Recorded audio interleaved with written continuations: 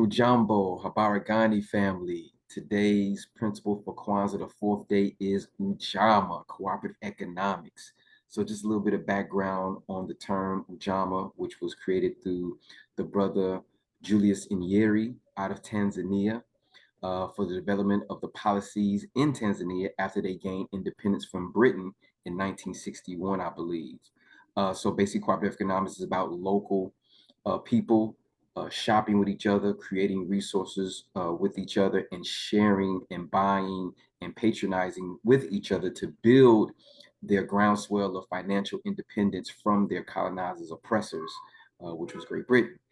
So they added that in for one of the principles of Kwanzaa, which is a very strong principle because a lot of times people talking about get money, get in the bag, stacking cheddar, cheese, dough. Funny how we associate money with a lot of food terminology, but I digress.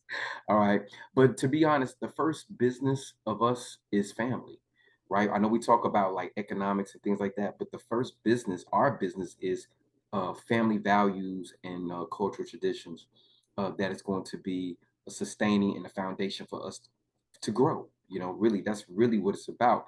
And through families, we're able to create societies, we're able to create civilizations, nations. So that's very, very important. And just to give you little numbers in reference of the potential, what they call spending power of the Black population, African diasporan population, is 1.8 trillion spending power by the year 2024, 1.8 trillion, right? Now, when we talk about this term spending power, it only has potential power, but if you're spending with people who don't reinvest back into your communities, reinvest back into your plans and projects, then it's not really power. You're giving power to other people. We're giving power to other people. That's potential power that we could be reinvesting back into us. But just to give you a little bit more background, 2.4% of businesses in the US are Black-owned businesses. That equates to about 3.12 million.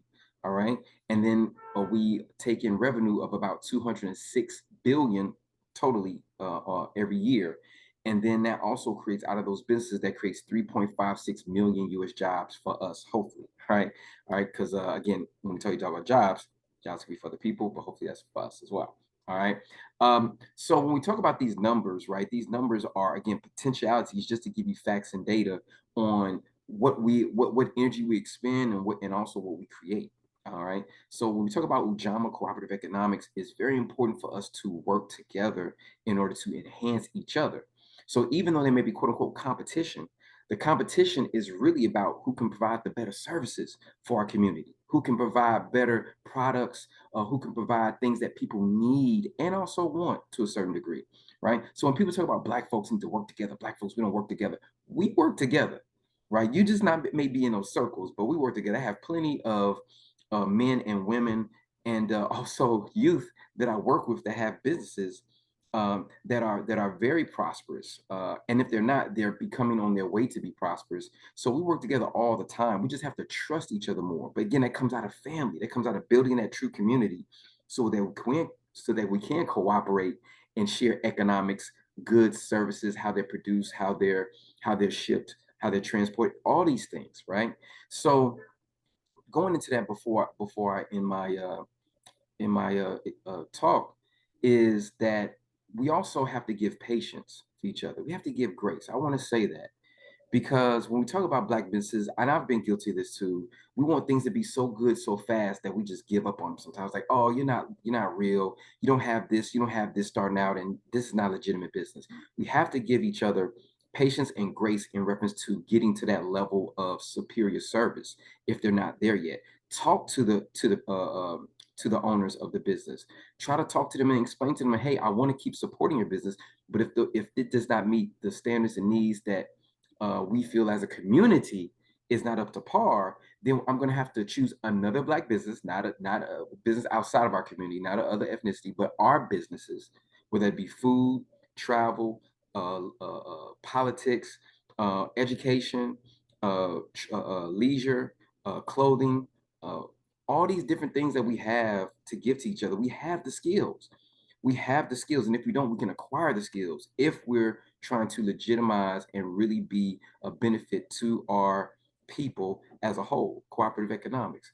So I just want to give that out, and shout out to all the businesses, even this hat that I got on, Black business, even this necklace I got on, Black business, right? Even this shirt from a Black business. So all these things that we pay for, or we give out energy, currency, it is a currency, right? It is meant to flow through, right? So let it flow through these Black owned businesses that are doing great work and have been doing great work in our community for years and years and years. And even the ones that are just starting out, much respect to you. Keep going and really live up to the term Black excellence. So on that note, family, much blessings, peace and power, enough respect, all right, to the Black businesses. And shout out to all my brothers and sisters who are constantly doing it. All right. Salute. Have a great day.